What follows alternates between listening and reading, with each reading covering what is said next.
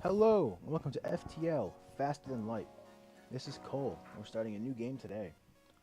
Matt did start a series of this a while ago, about half a year, but never finished and has long since lost the save, so he gave me the okay to keep this going. I also have the new Advanced Edition content this time around, released about a month ago, which gives us access to a new alien species, the Lanius, who drain oxygen out of rooms and don't suffer from lack of oxygen, as well as new weapons and new systems. I'll be using the rock ship for this run because it's one of my personal favorites. Not the Type A, that is very weak to lasers and dying. So I'll be using the Type B. Type B comes with 4 rock crew, as well as rock plating and a heavy piercing laser to help us get through shields in the early areas. So starting out as the pilot of the crew, I'll be putting in myself. Now, next up, who is this? This is weapons. This is probably a job for Zach. I feel like Zach is the kind of person who would appreciate throwing large missiles and lasers at people. After that, we have our shields. I'll be putting Matt there.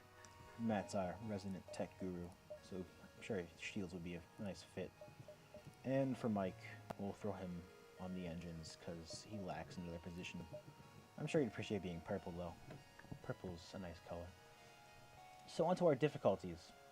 We have normal mode, hard mode, and you will die mode. Because I am not insane, I'm going to be starting on easy. I'm also not very good at this game. But I'll spice it up a little bit later on, picking some harder difficulty areas. So as you can see, FTL is a very text-based roguelike game, at least when it's not in combat. Much of the exploration and whatnot happens in text boxes, so I'll be doing my best to make that somewhat conveying well. We can't power up both weapons, which actually isn't that great. See if we can get some extra power to that system soon. The ship has a bunch of different systems on it, and each system has a power requirement that can be filled by a reactor. We can operate everything with scrap. Scrap is more or less the primary currency of FTL. So taking a look at our map here, we have a lot of places we can go. We need to get to this exit before the rebels can find us. The rebels will be slowly advancing after a few jumps, but we want to stay in this sector as long as we can. So I'm thinking something like this might work well, just to get around here and get as many jumps as we can get. So let's see what we can start out with here. We have our first quest on the first jump, no less. Military ship's been destroyed during the rebellion, and there's a Mantis camp. Let's see what we can do. Where is this? Right after the exit. We might have to speed up our trip a bit to get there, but we can still keep this detour back here. I feel like we should probably help out. Quests usually give a decent reward. All about the Mantis today, apparently. Mantis seems to want to fight us. What a surprise. So we can choose our weapons, and we only have the heavy pierce laser right now. And we can target individualized areas of the ship, any room more or less.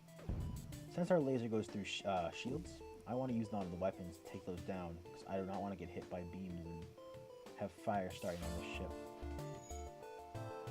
And they're dodging us. Oh no. Combat is a little on the slow side, all the weapons have to charge up, but we should be able to take this down easily enough. One more hit will do it. Though they do keep taking down our shields. I believe it's one of the new weapons, those stunning ion lasers. So we got a good quantity of scrap now. I could spend it, but I kind of want to save it, actually. See if we can find a shop on the way over this quest. And we just get a random defense drone. I don't actually plan to use drones, even though that one is a very good one. We can probably just sell it for a bit extra scrap.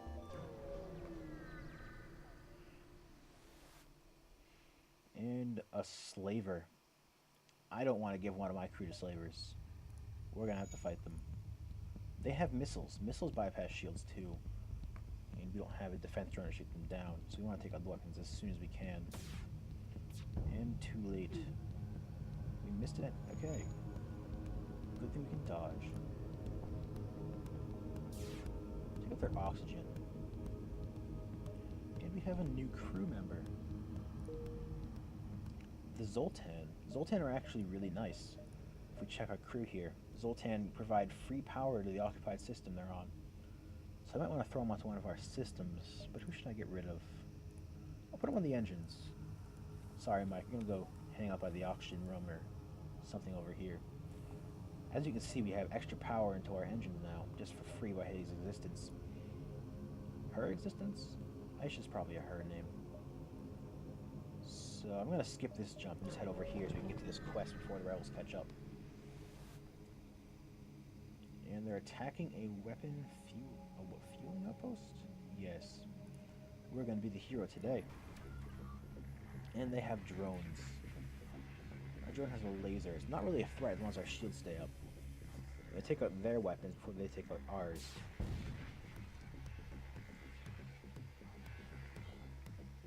Had a slight interruption there, but we did just shoot down their drone. I mean, we can't be hit by lasers. It didn't actually hit them with our shot though, but thankfully the drone is down for at least a little bit. I mean, we can focus on the weapons and, oh, that was good timing on the shields there. We almost got hit. Now the weapons are down, we're probably going to head for the drones. Targeting systems is a very important part of combat, so if we can get these down, then they can't run anymore. So we could just fire as much as we want late game and hit shields, or we can take down their shield system and be able to be completely negating it. Splash shot should do it. There we go. We got a bit more scrap, and the outpost is giving us a bonus for helping out. Here's the store. Can we believe we can do this? As you see, the rebels are advancing.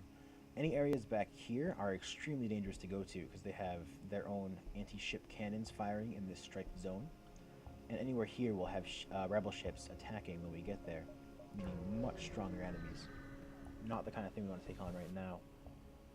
Let's check out this store. We can get some more crew, actually. Or, ooh, this is a very nice one. I might actually have to buy that. A door system could be nice, too. But doors will be available later on. Weapon pre-igniter is rare. So I'm going to go with this.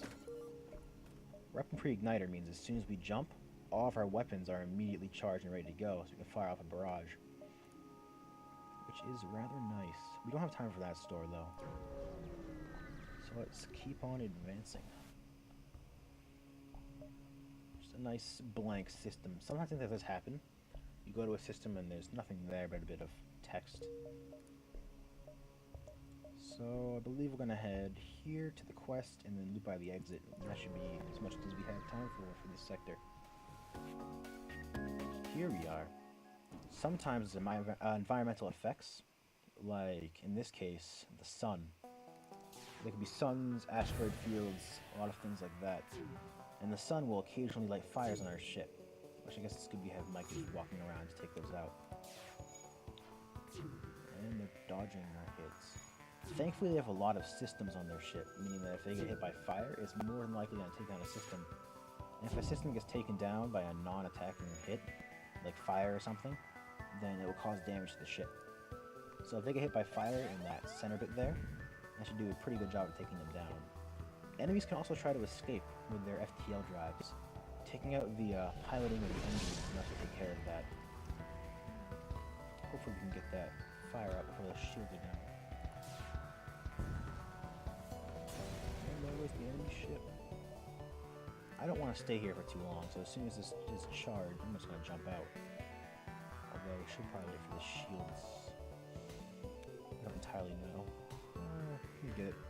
And let's go. Alright, to the quest. This is a Mantis war camp they were mentioning. Ooh, we can firebomb their structures. Sometimes having certain equipment allows you to have blue options when fighting. In a case like this, we can use firebombs to take out some of their key structures on the ship. And it works. A bunch of their structures go up in flames. And we have a new helper, Markham. He's going to be nice to have. And NGs, they walk at normal speed, unlike the rocks, which go at half speed. And NGs also have double repair speed, meaning that having him lying around will help us out greatly. I'll just throw Mike over here for now. That should be a decent location for him. So now we just gotta head to the exit. We could possibly... Maybe we could fit in one more jump. I think we want to spend as much time as we can. Although, the time we spend should probably not be in an asteroid field. Well, that was quick. A combat drone Mark 1. I don't plan to... Oh, I forgot to sell that drone from before. Well, I don't plan to use combat drones, but that is a lot of supplies. I think I'll accept it. Now, we can't jump immediately since we're in danger. We have to wait for our FTL drive to charge up as normal. But as soon as we do, we can get out of the zone. It's actually somewhat early for me right now. It's about 12:30 in the afternoon. Which for me, since I work nights, is somewhat early. I'm working till about midnight or later every night. And we're at our next sector, and I have another free firebomb. So we got more weapons. This could be really fun later on if we get teleportation and the like. We can set their entire ship on fire and just send in Mike. I guess Mike's our boarding crew now. I guess if a giant purple rock man was charging at me, I'd probably be a little afraid too. But now we can head out to our next sector. The sectors have 3 different types. The civilian type, usually safer, lower rewards and whatnot. The hostile type, a lot more enemy ships, a lot more dangerous, but sometimes better rewards. And nebulas, which our entire sector is just full of nebulas which disrupt your sensors and occasionally cut out power to your ship. Well, I did promise to go to harder areas, so I might as well head to the rock-controlled zone. Who knows what we'll find? But we'll have to find out next time, since I'm done with Sector 1. I'll see you again on the next episode of FTL.